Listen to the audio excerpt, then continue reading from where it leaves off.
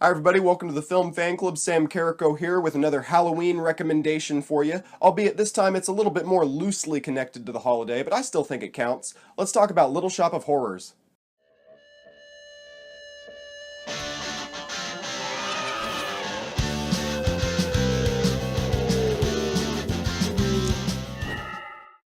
This is without a doubt my favorite Rick Moranis movie. Sorry, Ghostbusters, but Little Shop of Horrors I just found to be so charming and outrageous too. It's about this guy, Seymour, played by Moranis, who is trying to impress this girl, Audrey, by making it big at his plant shop that he works at. So he finds this plant, and it suddenly becomes really popular. And as he tries to keep the popularity going, he finds out that this plant lives off of blood and human flesh. This film, what I really like about it is that it's so outrageous. It's a musical, the songs are great, but it's really just a story about Seymour and this girl Audrey trying to make it work. Audrey is in an abusive relationship. It's kind of weird how they make light in an abusive relationship, but at least instead of depressing us with that aspect of the storyline, it knows how to use it in a way where it doesn't really feel out of place in this world. That being said, Steve Martin's role here is hilarious. This is a great Steve Martin performance. If you haven't seen this movie yet and you want to see Steve Martin in his peak, this is a great chance to do that. It's also got a lot of other great cameos.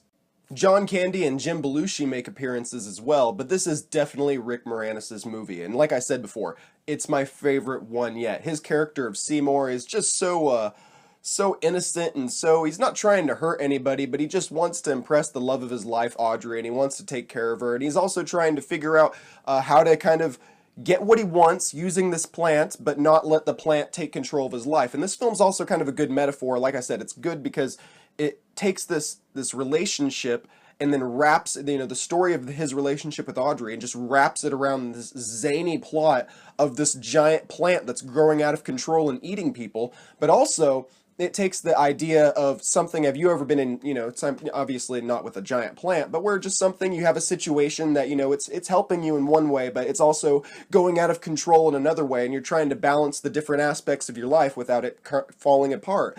I really like this, which is why I actually prefer the original ending to this movie. It has two endings, the one that was originally shot, and then the one that they reshot later after test audiences didn't like the original ending.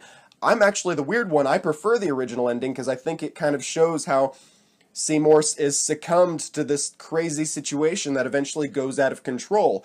But that being said, I do appreciate the ending that made it into the final cut of the movie because it's a little bit more open-ended. If you haven't seen this movie yet, I'm not going to spoil it for you, but I definitely think you should check it out because the ending, the different endings, and choosing which one is your favorite is really fun too. But really, the humor, the way that there's some narrators that continuously kind of bring you along through the plot without making you feel lost or anything, and it doesn't feel like just your typical boring narration because this is a musical, and it does what I think musicals are meant to do, which is use the soundtrack to take us through the plot in a way that only musicals can, and I think that this does it really well. It's not like the type of musical where you want to see the story, but then whenever they stop to do a song, they're taking away from the story. The songs are really interwoven into the story, even more so better than something like Les Miserables, I would say, but Les Miserables is definitely a better film. This one is just more fun. I had so much fun with it.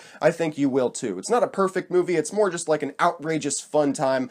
I'm still going to give it 8.5 out of 10.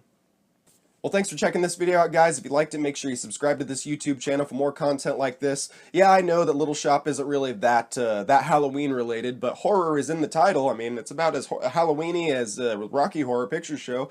If you want to see something a little bit more spooky, I did a review yesterday of the new Netflix original, The Babysitter, so check that out. Again, subscribe to this YouTube channel and follow me on Twitter and Instagram as well while you're at it, at Samuel D. Carrico. Thanks again, and I'll see you in the next video.